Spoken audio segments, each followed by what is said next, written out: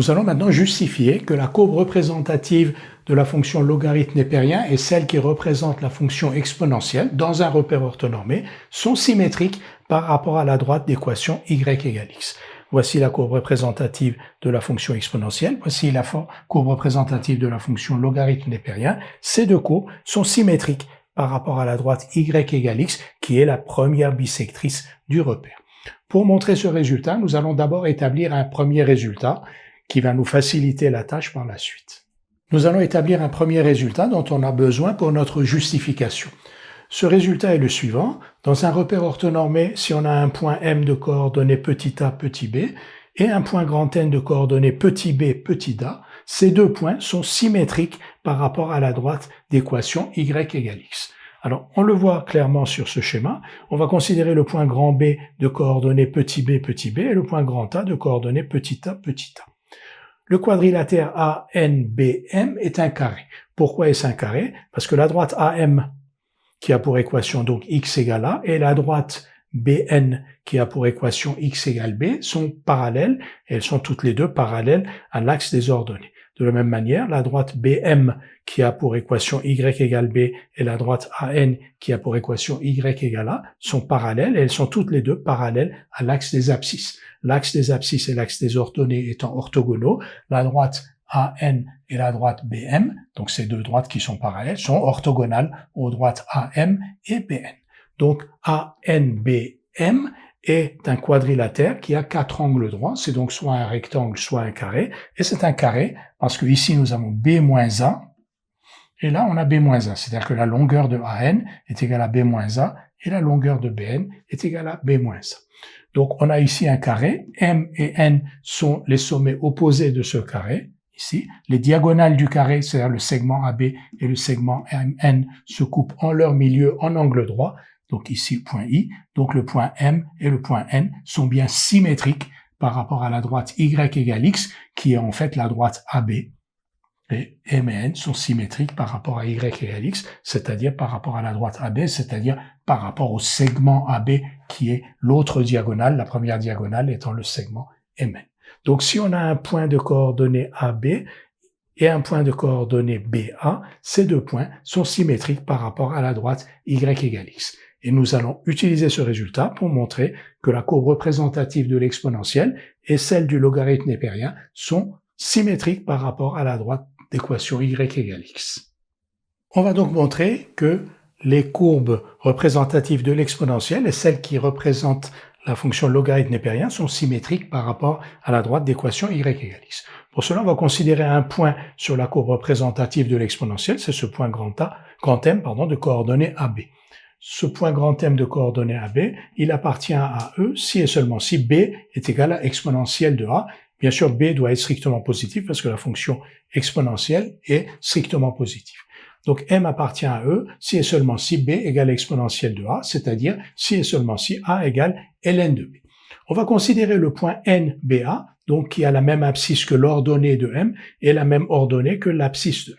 Et on vient de voir que ce point MAB et ce point NBA sont symétriques par rapport à la droite d'équation y égale x. Ce point NBA, donc comme A est égal à ln de B, ses coordonnées sont B et ln de B.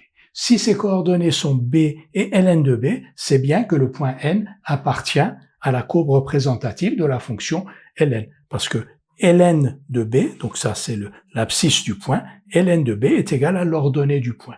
Donc si on a un point M de coordonnées AB qui est sur la courbe représentative de l'exponentielle, sont symétriques par rapport à la droite d'équation y égale x, sont symétriques n par rapport à la droite d'équation y égale x, et sur la courbe représentative du logarithme népérien.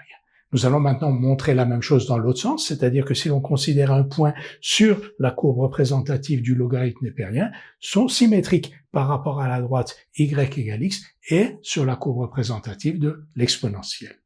Nous allons maintenant montrer que si on considère un point grand N appartenant à la courbe représentative du logarithme népérien, sont symétriques par rapport à la droite y égale x appartient à la courbe représentative de l'exponentielle. Donc soit n de coordonnées BA, un point de grand L. Alors B est strictement positif parce que là, le logarithme népérien n'est défini que pour les nombres réels strictement positifs. Donc NBA avec B strictement positif. Si le point N appartient à la fonction, à la courbe représentative du logarithme népérien, c'est donc que A est égal à ln de B. Si A est égal à ln de B, c'est B est égal à exponentielle de A. A égale ln de B équivaut à B égale exponentielle de A pour B strictement positif.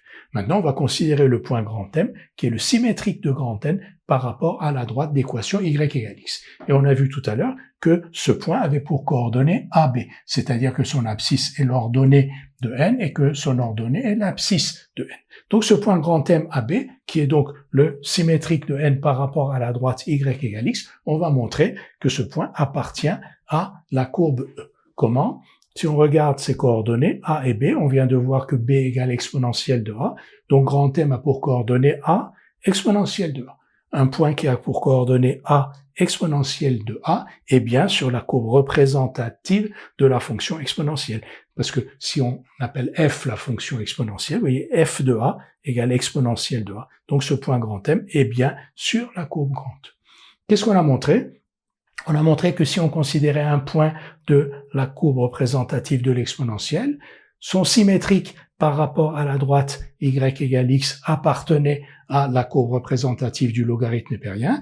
Et là, on vient de montrer que si on considérait un point sur la courbe représentative du logarithme népérien, son symétrique par rapport à la droite y égale x appartenait à la courbe représentative de l'exponentielle. On vient donc de montrer que les courbes représentatives L et E des fonctions logarithme népérien et exponentielle sont symétriques par rapport à la droite y égale x. On retrouve le même résultat avec tout couple de fonctions réciproques.